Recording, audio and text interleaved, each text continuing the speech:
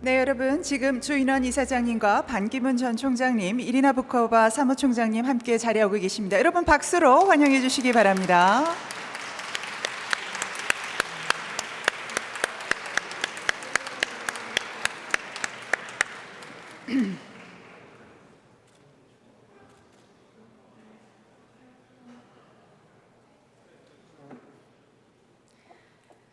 네, 여러분 안녕하십니까? 지금부터 피스바 페스티벌 2019 세계 평화의 날 기념 원탁 회의를 시작하도록 하겠습니다. 저는 이 시간 사회를 맡게 된 후마니타스 칼리지의 신은희 교수입니다. 반갑습니다.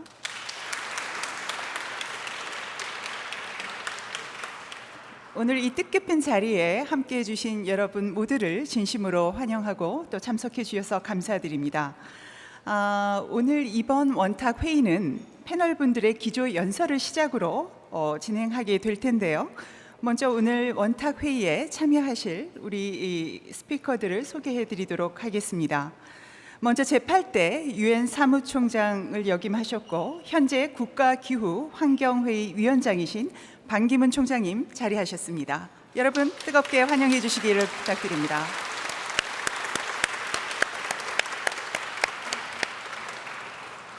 전 유네스코 사무총장님이시고 현재 우리 경희대학교의 후마니타스 칼리지의 명예대학장으로 재직하고 계시는 이리나 부코바 여사님 참석하셨습니다. 마담 부코바, please.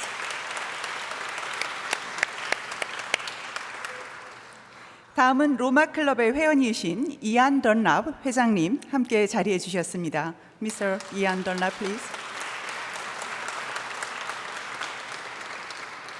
다음은 캠브리지 대학교의 피터 와담스 교수님 함께 자리해 주셨습니다. Mr. Professor Peter Wadams, yes, thank you very much. 끝으로 학교법인 경희학원의 조인원 이사장님 자리해 주셨습니다.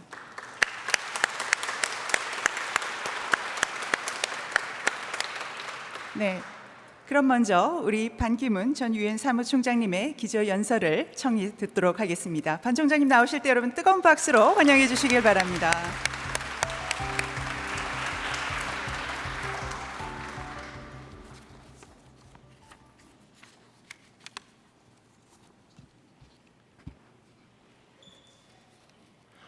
Dr. Joinwan, Chancellor of Kyunghee University, Dr. Irina Bokova, former Director General of UNESCO and Professor of Kyunghee University, Dr. Ian Dunlop and Dr. Peter Wadema, and distinguished scholars, ladies and gentlemen. Thank you for this invitation. I'm privileged to say a few words about what we need to do to address all these fast approaching climate phenomena. It is again my great honor to be here with you today at the 2019 Peace Bar Festival here at Kyunghee University. Just to tell you some story about my relationship with Kyunghee University. I used to come here and spend a lot of days and times at Kyunghee campus and my friends here when I was first of all, university student, and when I was working at the Ministry of Foreign Affairs, when the late former Chancellor, Dr. Jo Young-sik, initiated to designate September 21st as the United Nations Day for Peace, International Day for Peace. At that time, Korea was not a member state of the United Nations, and he had to rely on the support from some other countries. As you may know, at that time, he was acting as a president of IAUP, International Association of University Presidents. So he was, in fact, president of the presidents, world's president of universities. So we were very proud when he hosted an international conference of all the university presidents here in Seoul. That was in 1960 or early 70. At that time, he had a vision, far-reaching vision, that the world was not at peace, even after the Second World War. Then he thought that we must have some permanent everlasting peace, which even now we cannot claim that we are living in a peaceful world. But in any way, he had that vision. Why not designate us one day, at least one day, a peace day? So he contacted one of university presidents, the Costa Rican. Later he became Costa Rican president. Then they initiated this one, and with the strong support of many member states. Of course, Korea, from behind, unseen hands, he was playing. I was very happy when I was working as a director of the United Nations division at the Ministry of Foreign Affairs, that this day was designated when he was the chancellor, when, even though I played a minor role, I was a director of the UN division at that time. That memory is still lasting. When I was serving as the Secretary General of the United Nations, I was so proud.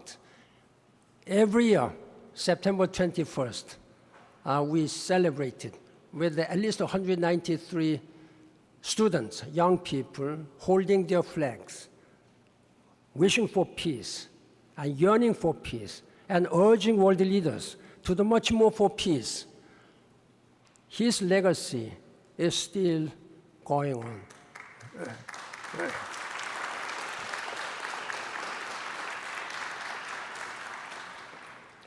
While I'm standing in this podium, I sincerely hope that all of us will be inspired by his vision, by his commitment, by his far-reaching lessons which he had left to us. I think that is our moral responsibility, living in this 21st century.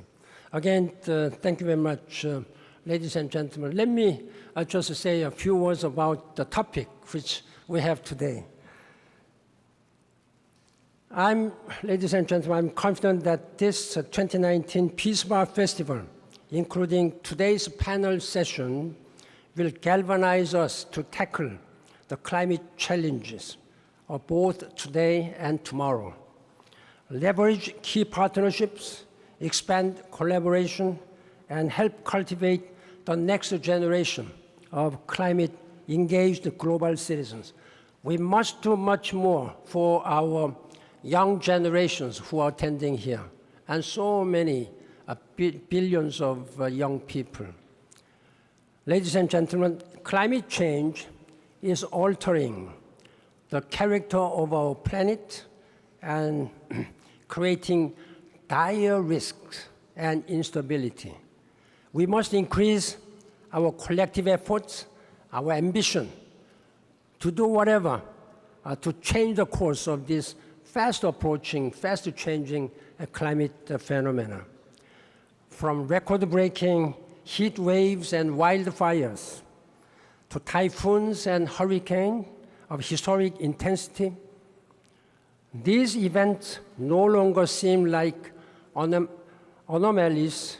They are the new normal. So we must immediately raise our ambition and urgency to take necessary steps to both mitigate and adapt to climate change and turn commitments into action. During my 10 years as Secretary General of the United Nations, I am proud to have prioritized above anything else on climate change and elevated its importance to the very top of the global agenda. In September 27, I held a high-level event, sort of a summit meeting on climate change at the UN and brought world leaders together for intensive climate discussions under the initiative of the UN Secretary General for the very, very first time. It was the first time that we had in any climate summit at the summit level. One of the most difficult issues was how to convince President George Bush at that time and bring him to the United Nations. And I went to White House just to invite him. Please do come. He was not committal. Upon urging and appeal, he came to the United Nations, but he decided not to speak. It was a huge embarrassment. United States President came to the United Nations summit meeting. He said, I'm not going to stand in the General Assembly. Then I lost totally my face as a Secretary General. That much he was resistant. I think almost like a President Trump these days. So I don't know why Republican presidents are always taking same stance. He did not speak. Then I had to discuss with Condi Rice, Foreign Minister, Secretary of State. Then she gave me a good idea. Why don't you organize a small, informal gathering over dinner, inviting President Bush, and let him speak there? So I invited quite a significant number of head of state presidents and hosted dinner, and they were speaking there. Of course, all of them had already spoken at the General Assembly, but it was an informal meeting, but I was able to succeed in letting him open up his mouth about climate change. Even though he was not committal, that was the first time that he had ever spoken about climate change. Thereon, I have a lot of things to tell you, but I will stop here. And it was quite difficult. Then I really wanted to do something by myself. I really wanted to show, lead by example. So I decided to visit Antarctica. And I visited twice Arctic, once Greenland. They're all under freezing icebergs. And I was standing and speaking out to the world through CNN, BBC, whatever, news media. KBS came. Then I told the world that we do not have time. The ice is melting. This earth is warming. So let us take urgent action. Those are something which I have been speaking out all the times. Now, again, I'm glad that during my time as a Secretary General, in any way, after so many hard negotiations, the member state parties of 197 signed the Paris Climate Change Agreement on December 12, 2015, just about 1 year before my retirement as a Secretary General. I was relieved that this global agreement was reached for the first time on climate. There was a Kyoto Protocol, which was signed in 1992, but came into force in 2005 only.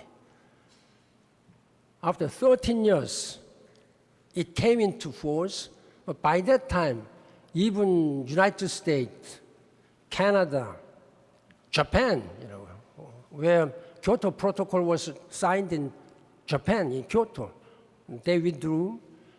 Then the worst polluting countries like China, India, and even Republic of Korea, they were all listed in Annex 1 countries. We were not obligated to take any action.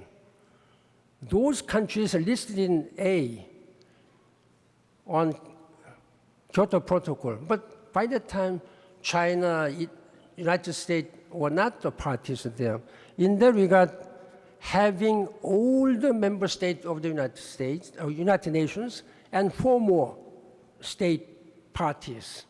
So 197 are now working. Now, what is most concern is that the United States has decided to withdraw from this climate agreement. Again, from Kyoto Protocol, and now such a hard-fought negotiation, hardly agreed upon this climate change, is now not in full shape. The Green Climate Fund on which the rich countries, including United States, Japan, Canada, New Zealand, Australia, United Kingdom, France, they pledged that they would mobilize $100 billion by 2020. 2020 is 3 months away. But this GCF, whose headquarters is now located in Songdo, Korea, has become an empty shell. There's not much money because United States is not paying. Then when US is not paying, many countries, they are not eager to do that. So there needs to be a leadership country, leadership role. That's a real problem.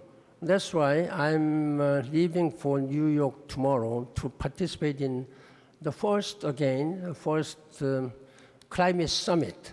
This is the first time in 4 years that the summit meeting is now being held after adoption of climate change agreement in Paris.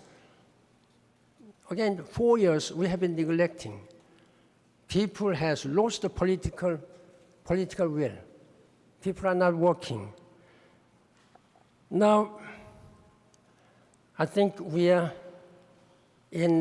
hitting an inflection point in 2019. You may remember that October last year in Seoul, here in Seoul, the IPCC has made another appeal, another very important report that we must contain global temperature rise below 1.5 degrees Celsius. Are we going there? If we continue like this way, we may end up in allowing global temperature rise to 3 degrees. That's the end of our planet. That may be the end of humanity. We may not be able to live sustainably.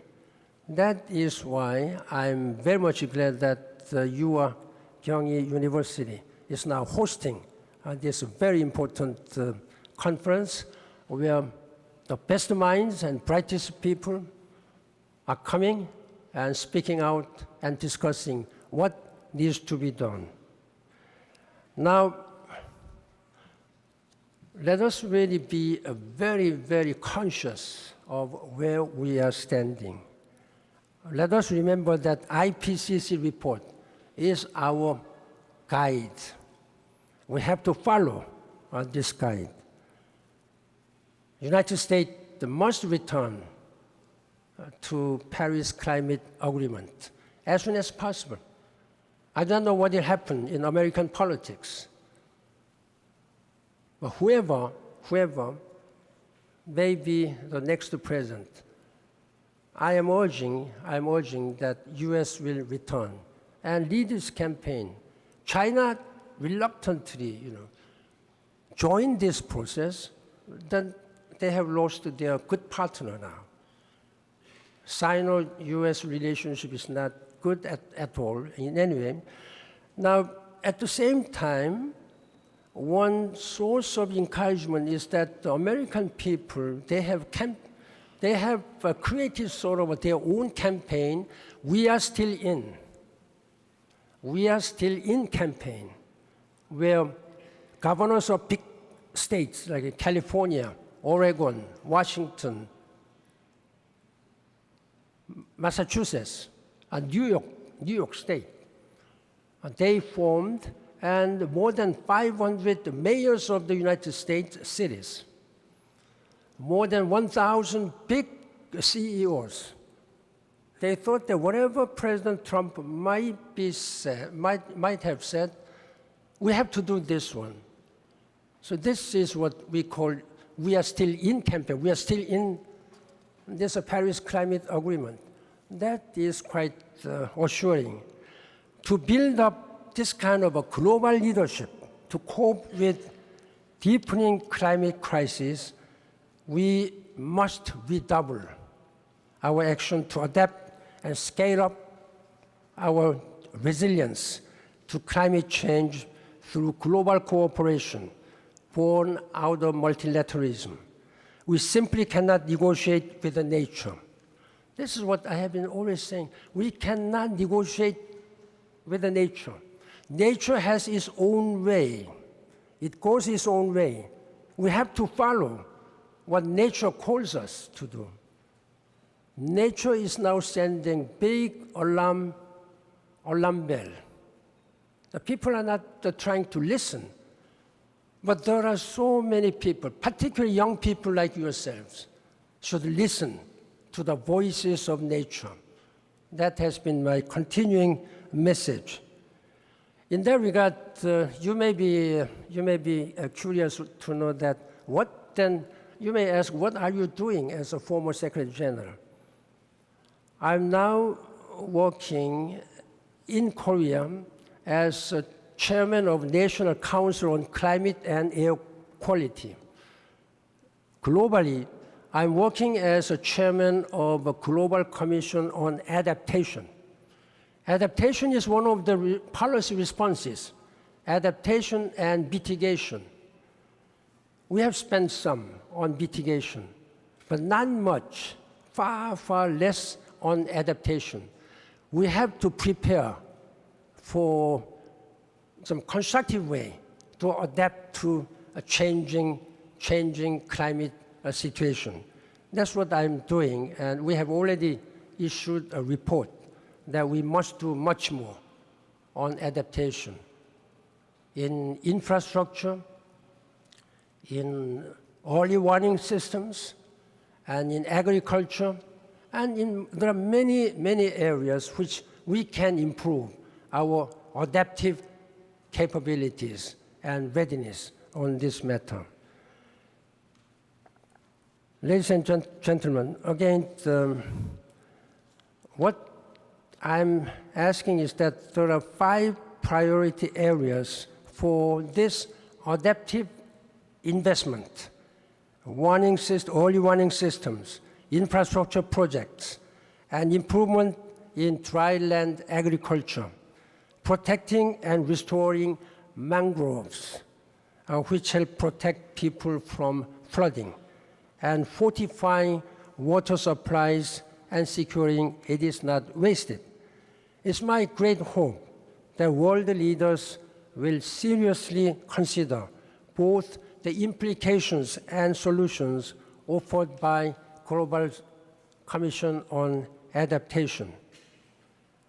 I respectfully call on all the leaders of the world, whether political, business, and civil society, to summon the required political will to establish bold plans and adapt now, and cut emissions as much as possible. Another way, simple way, which we can do, this climate change, there is a tendency that people believe that should be done by the government.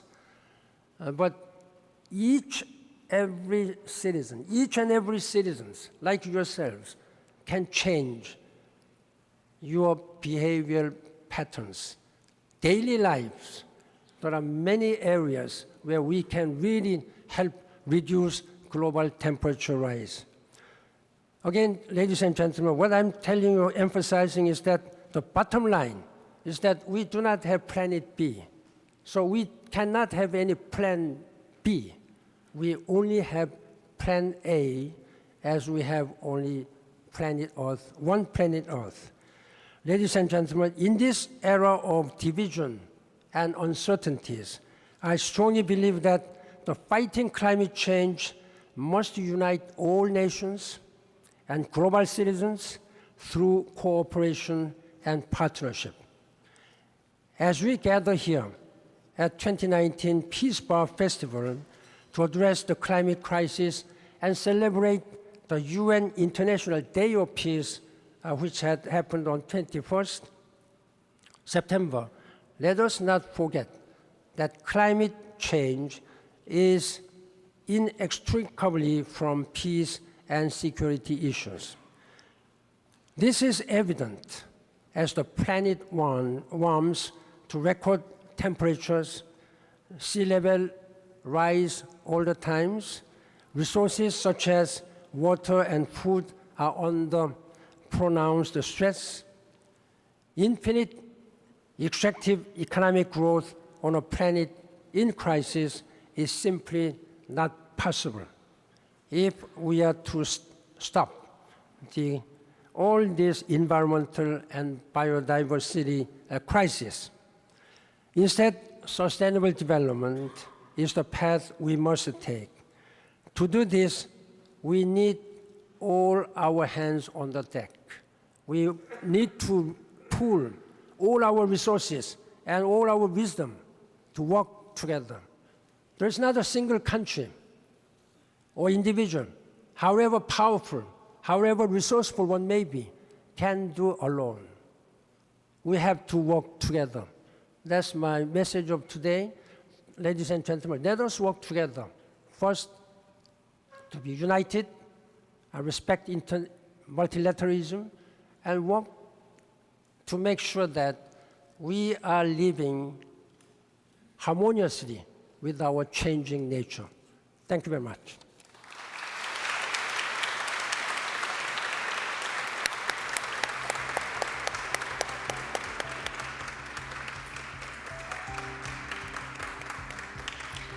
네, 매우 바쁘신 일정에도 불구하고 저희 경희대학교 피스바 페스티벌 기념 원탁 회의를 위해서 함께 자리해 주셔서 우리 반기문 총장님 다시 한번 감사의 인사를 올립니다. 양심이 미래 사회의 나침판이라는 중요한 말씀을 전해 주셨습니다. 계속해서 저희 로마 클럽의 회원이신 이안 던랍 회장님을 모시고 기조 연설을 계속해서 청해 듣도록 하겠습니다. 여러분, 이안 던랍 회장님을 맞이해 주시기 바랍니다. Would you please come forward, please?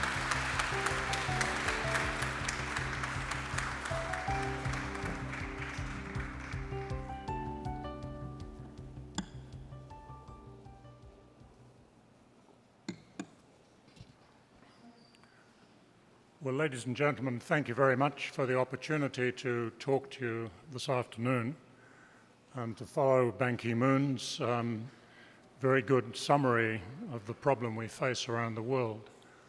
I would like to give you a little more specific information on what it is I think we have to do if we are to seriously address climate change, because I regard it as an immediate existential risk to the future of humanity, which is going to require nothing less than emergency action if we are to genuinely get on top of the problem. And I'd like, in this very brief talk, just to give you the rationale as to why that is actually the case. If you look at the Paris Climate Agreement, signed, as Ban Ki-moon has told us, in 2015, it was indeed a diplomatic triumph to get all those countries together. The problem is that it also poses a very big problem to actually produce the outcomes we really need. This picture shows on the left-hand side, the grey line is where global emissions have increased since 1990, and the green, the yellow and the purple lines, so where they have to drop to if we're going to stay below 2 degrees C temperature increase compared with pre-industrial levels. And as you can see, the longer we leave it to peak those emissions and bring them down, the faster the decline in emissions is going to have to be. The problem is that at the moment, we're not reducing emissions at all. They're actually going up. They're following the red line, which is what you might term business as usual. And if you actually look at the Paris commitments that were made in 2015, and assuming they were all implemented, we would actually follow the orange line, which means that emissions will level off by 2030, but they won't actually drop, which is why the Paris Agreement contains the provision that the countries should meet again, I think next year indeed, to improve the offers they make to get on top of this problem. And I think that discussion hopefully will commence next week with the Secretary General's meeting in New York. The idea of Paris, of course, was to limit temperature increase below 2 degrees C and ideally toward 1.5. So at the moment, what we're faced with is a yawning chasm between the reality of the Paris Agreement and the rhetoric that we can actually meet that 2-degree target. So we have a very, very big task in front of us. The IPCC have done very, very important work in trying to articulate the real climate challenge that we're confronted with in the regular reports they produce. But one of the biggest risks we now face is this whole idea of tipping points. And that is the concept that the climate will not change in a linear, steady manner gradually. It may well, in different parts of the world, suddenly flip from one state that's relatively stable to another one which is much less conducive to human development. And you can see this in the Arctic with the sea ice, which I think Professor Wadhams will probably touch on after me, so I won't talk about that. But there are a whole host of other tipping points around the world, such as the Amazon rainforest, the jet stream around the Arctic Northern Hemisphere, the West Antarctic ice sheet. A number of these tipping points are actually now getting close to actually tipping. And once that occurs, the change will become irreversible. There'll be nothing we can do about it. It is possible, for example, that the West Antarctic ice sheet is already in that position today. The problem is that these so-called fat tails in the probability distribution of climate change are not being quantified in the IPCC reports. That's not because the scientists don't want to do it, it's just because we don't actually know what is going to happen if they did actually trigger, which is extremely difficult. It does mean that we have to therefore take recognition of these risks and apply the so-called precautionary principle to try and ensure they don't happen. In other words, we should be moving far faster than we are at the moment to make sure these risks don't actually materialize, and we end up in a completely irreversible position where climate change gets away from us and humanity really has no means of addressing the problem any longer.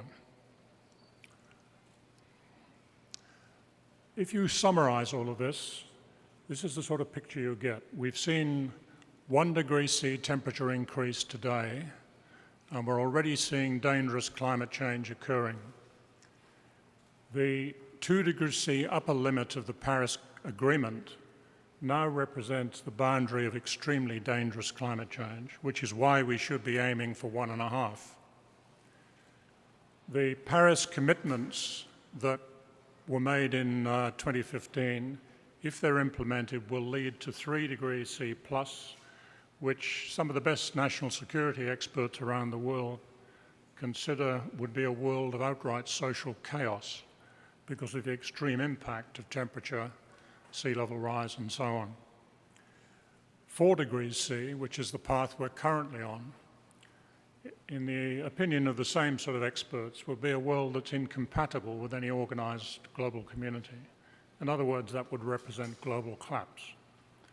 And we must do everything we possibly can to avoid that, which does mean that at present we're on track, unless we really increase our efforts, to an existential crisis, and I'll come to what that means in a minute.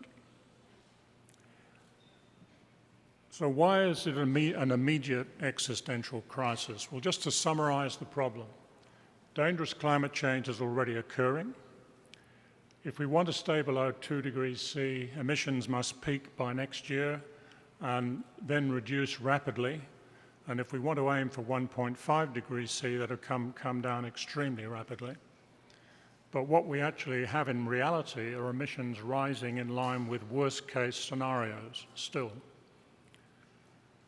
The carbon budget to achieve 2 degrees C, that's the amount of carbon we can still put into the atmosphere and hope to remain below the 2 degrees C level, is based on the idea that we have a 50 to 66% chance of staying below 2 degrees C. Now, that is actually not very good odds for the future of humanity, which is what you're talking about. You wouldn't get on an aeroplane to fly to Tokyo with a 50-50 chance of getting there. You expect 99.9 or 100% chance. But basically that's what we're doing. We're assuming we're prepared to accept those odds. If you look to a higher level of probability, 90%, that we have no carbon budget left today, and that means we should actually stop all fossil fuel consumption today. Not just no new projects, but wind back the existing industry instantly.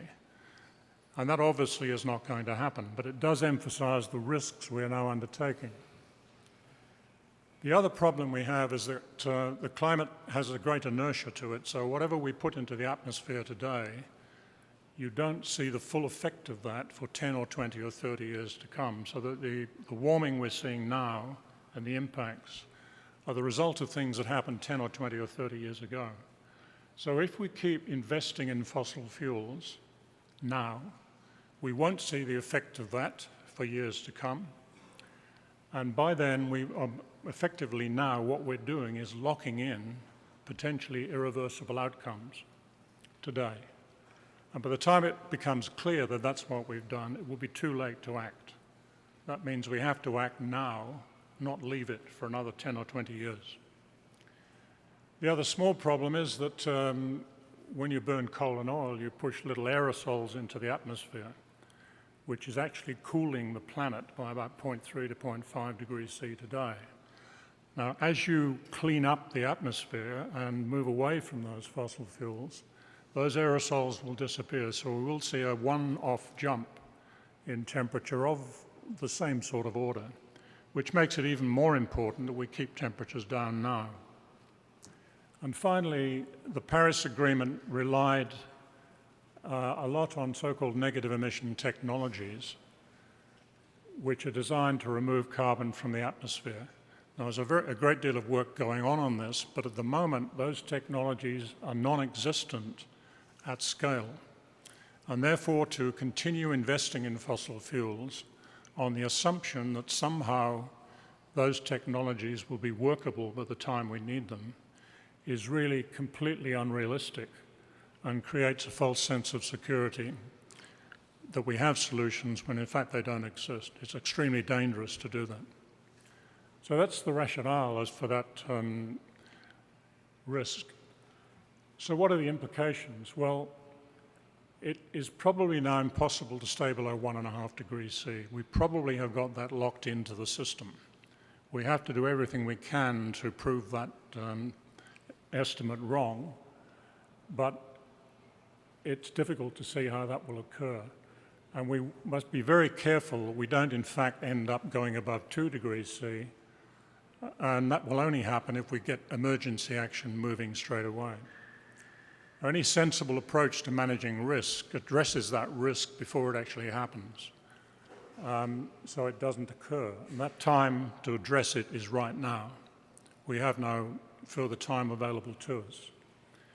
So we have to get used to the idea that existential risk and an emergency response is something that is normalized in the way we think about this. We talk about it quite openly, socialize in our discussion. It becomes the basis for planning and action.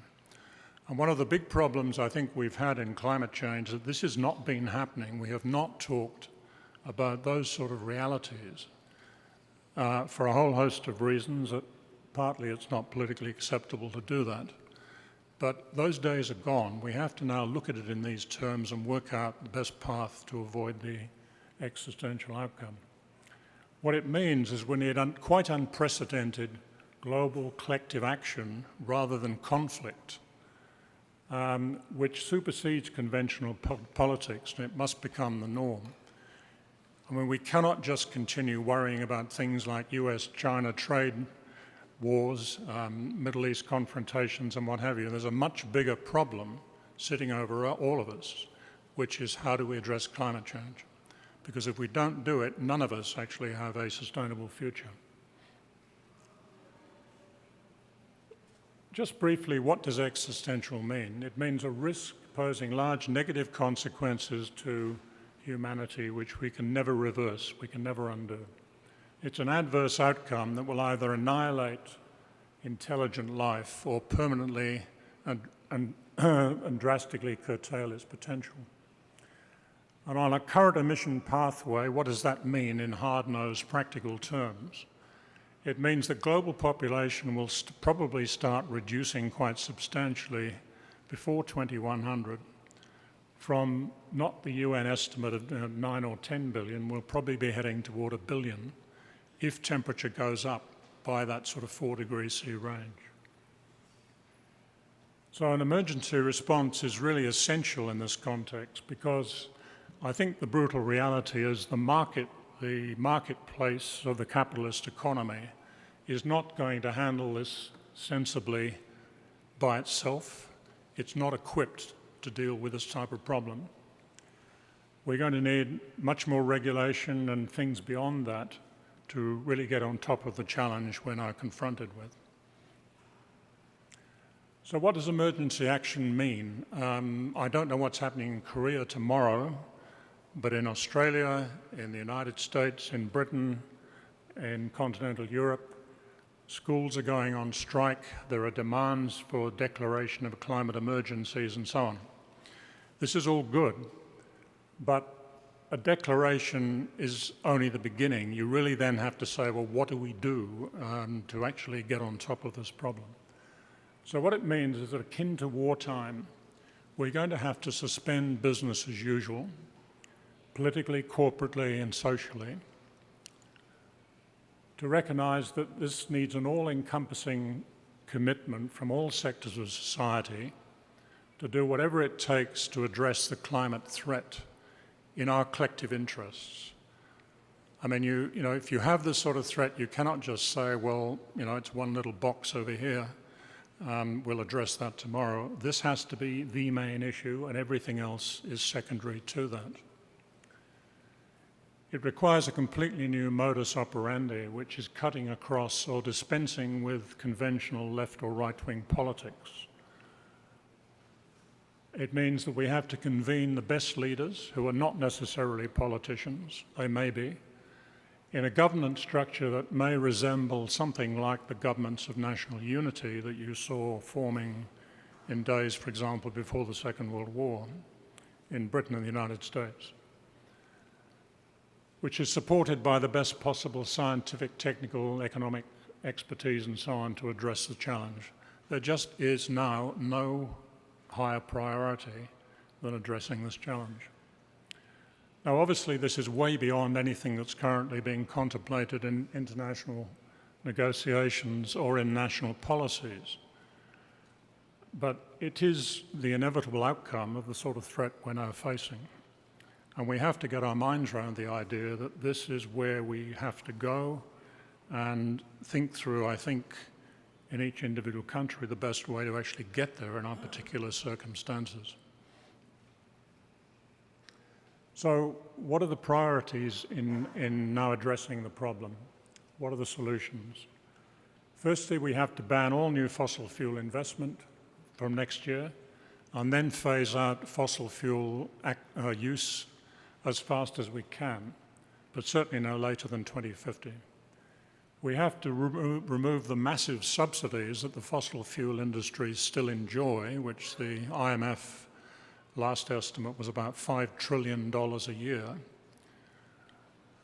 We've got to redirect that to reduce the cost of low-carbon energy alternatives and accelerate innovation in a whole host of areas. We have to tighten controls on fugitive emissions from fossil fuels. These are the ones that escape, which actually make the use of gas often worse than using coal. We have to redesign agricultural practices, emphasizing soil carbon sequestration, ocean sequestration and reforestation, a strong emphasis on energy conservation and efficiency, and in a much broader sense, completely reframe our value systems toward the evolution of sustainable societies, particularly the SDG concepts, and provide a fair transition for those people who are going to be adversely affected by the type of change we have to now initiate. you can't just leave people sitting there if they've been working in a particular area. You have to take them with you, otherwise we're going to have a complete breakdown in social cohesion. So a just transition becomes critically important. What we're really talking about here is a massive rethinking of the way we live, an emerging new civilization, which is not based on very short-term market financial benefit, which has led to the current problems we have, but takes a much broader view of the future direction of humanity. Well, that's my summary. It's not necessarily a very pretty picture right at this point in time, but what I would say is that the solutions are now actually available to us. What we lack, as Ban Ki-moon has said, is the political will to make it happen.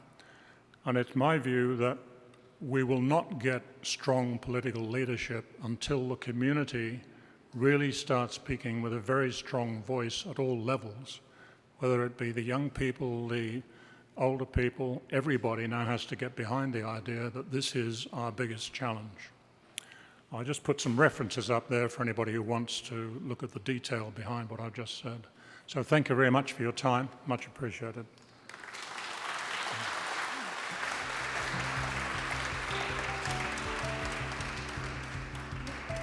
네, 이안던랍 회장님 기조연설 감사드립니다. 기후재앙의 절박성을 강조해 주셨습니다. 계속해서 세 번째 피터 와담스 교수님의 기조연설을 청해 듣도록 하겠습니다. 와담스 교수님 나오실 때 여러분 큰 박수로 환영해 주시기 바랍니다.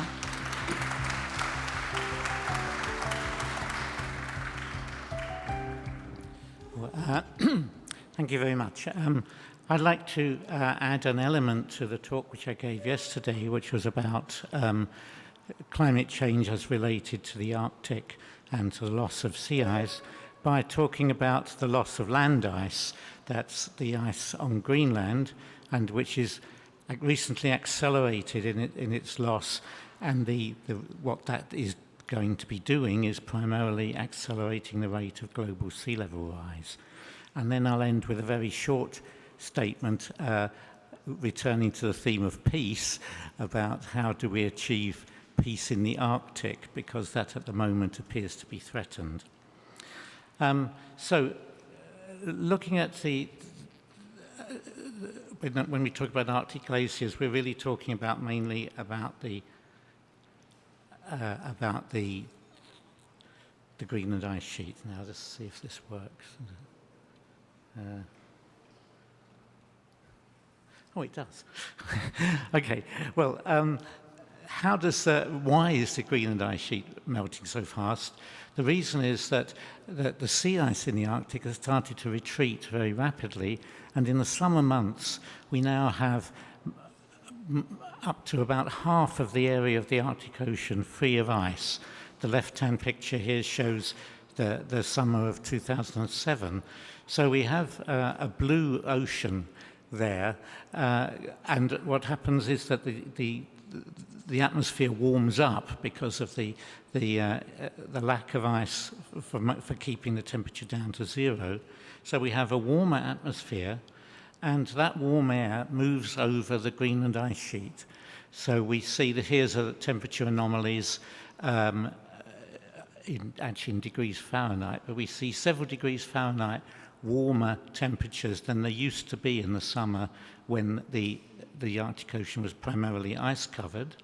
That warm air moves over the Greenland ice sheet and starts to cause melting of the ice sheet surface. The ice sheet surface is over 10,000 meters high. If we look on the left, this is what we used to find. Almost no melting at all, except a small amount around the low altitude edges of the Greenland ice sheet.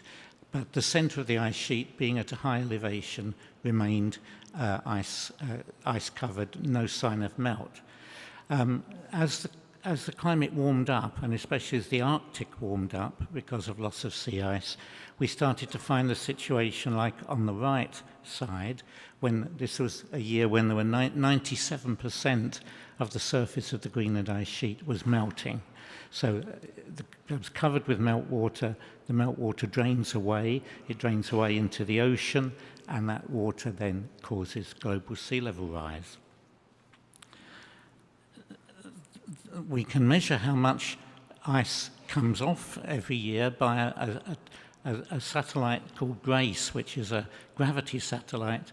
Tells us that the loss of ice is accelerating, and every year it's a greater loss, and it's now up to about 300 cubic kilometers per year. This leads to gradual or rapid increases in the prediction of what global sea level rise is going to amount to by the year 2100. The IPCC, you can see, had previously fairly low estimates there, but the more that scientists studied the ice in Greenland and in Antarctica, the more mechanisms we saw by which the ice was vanishing, and the estimates about the sea level rise by 2100 have been going up. They certainly exceed 1 meter now, and most scientists think they may go up to about 2 meters, and this is very, very serious considering this is a global phenomenon. So I'm going to show you a few pictures that I took last month. At the end of July, I was up on the Greenland ice sheet in east of Kangerlussuaq, and this is what it looks like when it's in the full flood of melt.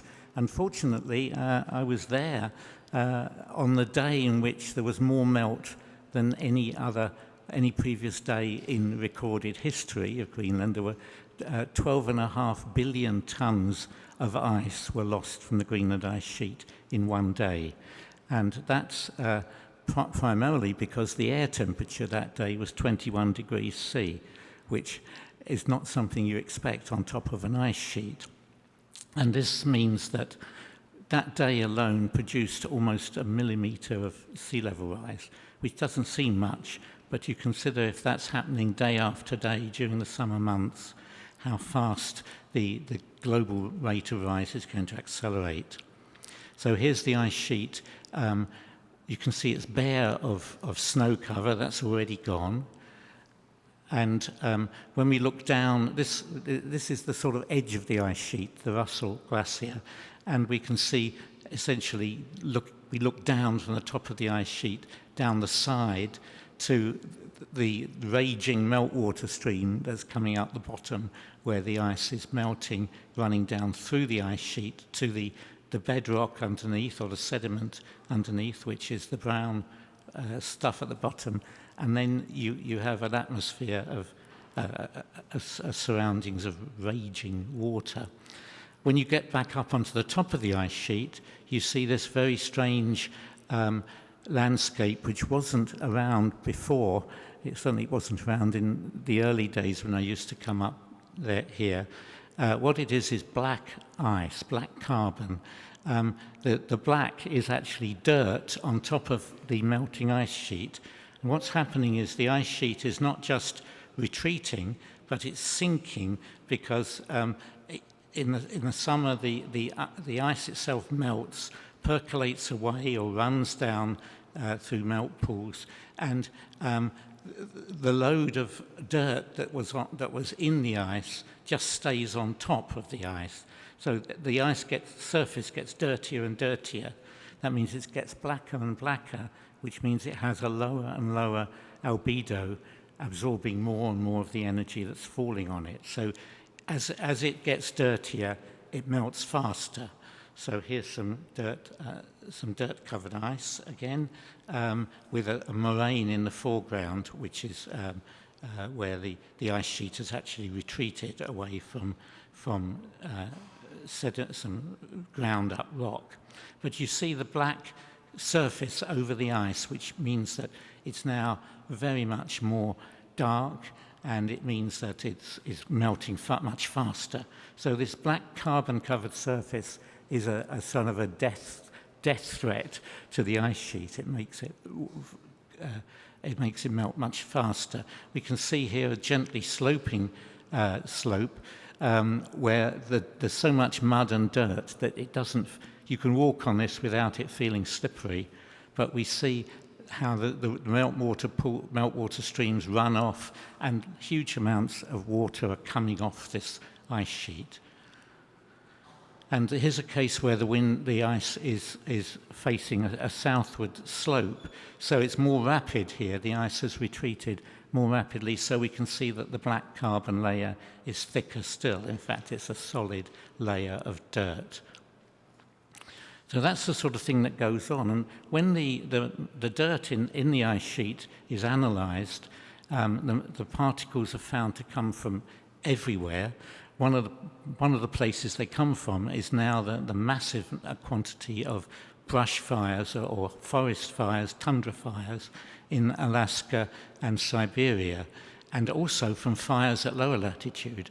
For instance, when we were on our way back down, this was something we encountered in Pasadena in California.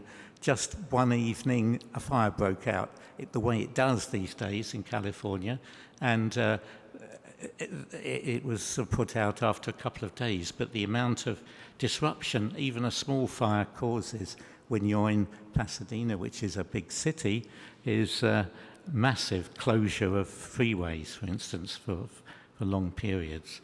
So the particles from that fire would be then ending up being part of the fallout on top of the Greenland ice sheet.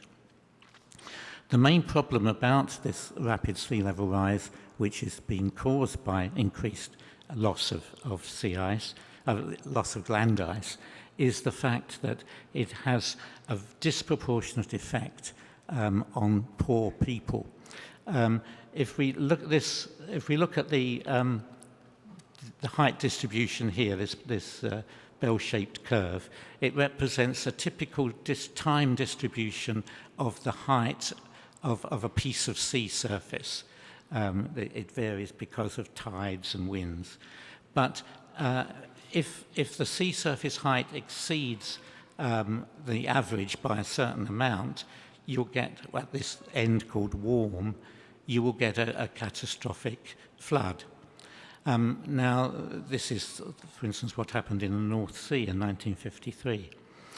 But if you move the mean just a little way up to a higher mean sea level, then the probability of getting a catastrophic flood goes up by a disproportionately large amount. That's the grey area.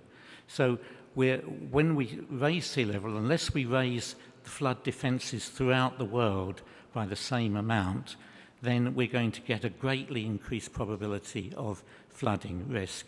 Especially this applies to countries that can't afford the changes that are needed, like Bangladesh and Eastern China. Those countries can't afford to raise their flood defences. As sea level rises, the probability of disastrous events like floods in the Bay of Bengal increases greatly, and countries like Bangladesh will suffer much more than they're suffering at the moment. And there's not a lot that we can do about this, because sea level is much more resistant to things that we can do to mitigate global warming than air temperature is. We can reduce air temperature rise by taking carbon dioxide out of the atmosphere, by reducing our emissions, but sea level rise is now governed mainly by the Greenland ice sheet and Antarctic ice sheet melts, and they're governed by processes that are long-lasting, slow to change, and we really just have to suffer the consequences. So I'll end with this little picture about a problem that's occurring at the moment, which is in the Arctic. Arctic transport is now increasing very rapidly. So this very complicated map shows all the things that are going on in the Arctic now in terms of shipping. Shipping out ores, shipping through the Northern Sea route, north of Alaska, north of Siberia and the Northwest Passage, and shipping out oil, it's a very busy world in the Arctic now. It didn't used to be, because you couldn't sail through it at all because of the ice. But now it's becoming a busy Arctic, and it's due to get even busier. And these are projections of what will be happening in 20 years' time. And the biggest thing will be this summer night 2040 projection for when a completely trans-Arctic sea route will be established right across the North Pole, and as well as expansion of the Northern Sea Route and the Northwest Passage. So this is the Arctic of the future, and it's going to be densely populated with ships. Now the problem is the problems of the Arctic, both shipping, climate, rescue, development, are looked after by an organisation called the Arctic Council, which was established in the 90s. It consists of the 8 countries which possess territory within the Arctic Circle. Now, it doesn't have executive power, or not much, and it's a very benign, really ecological organisation concerned with the Arctic environment, preserving that environment. So it's always made done its work in a very friendly and relaxed sort of manner, and this has been very good for the Arctic. But unfortunately, this illustrates a sort of ship that is now operating in the Arctic, very advanced ice strength and vessels. But unfortunately, politics is coming into this, and this is just to end with a warning about this. Firstly, the seabed in the Arctic which is on the left, the map on the left. Within those red dots, the Arctic is supposed to be subject to the UN Seabed Authority, because that's more than 200 miles from any continental shelves.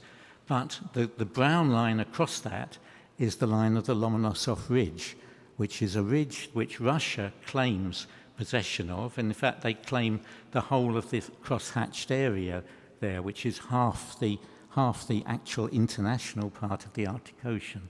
And to enforce this claim, the Russians put, which was a kind of infantile thing to do, put a submersible onto the seabed, and the Mir submersible went down with it and put little flags on the seabed to show that the ocean bed is Russian in that part of the world. And here's the triumph of doing this, which is to enforce Russia's claim. So that's Russia, but other countries are also involved in this. And I think the final point was, in May of this year,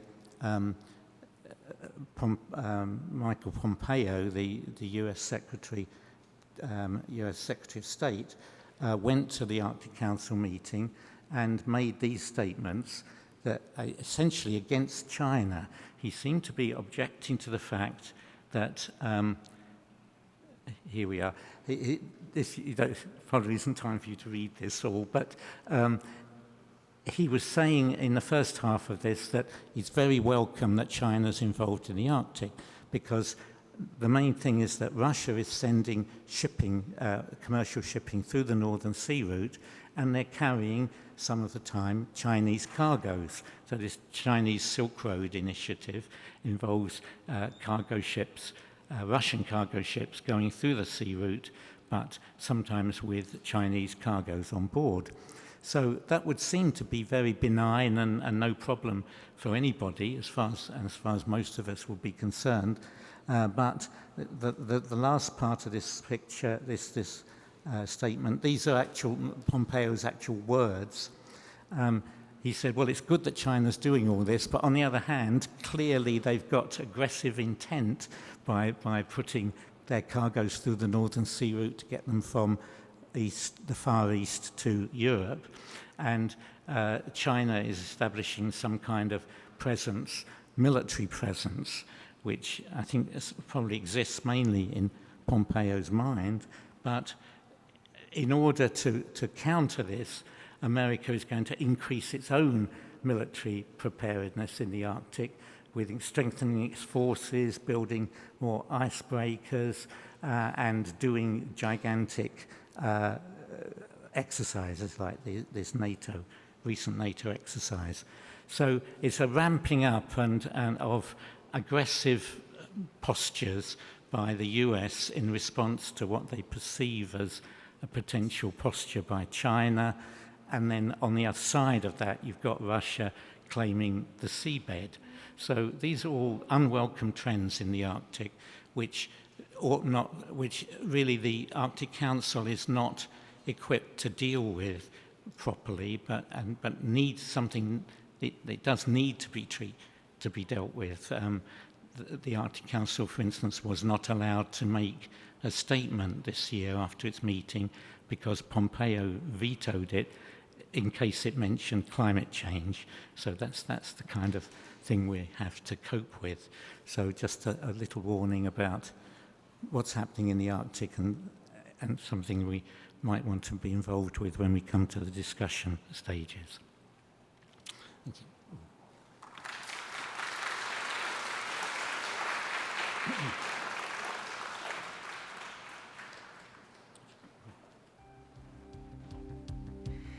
네, 저희가 그래서 세 번의 중요한 기조 연설을 모두 마치도록 하겠습니다.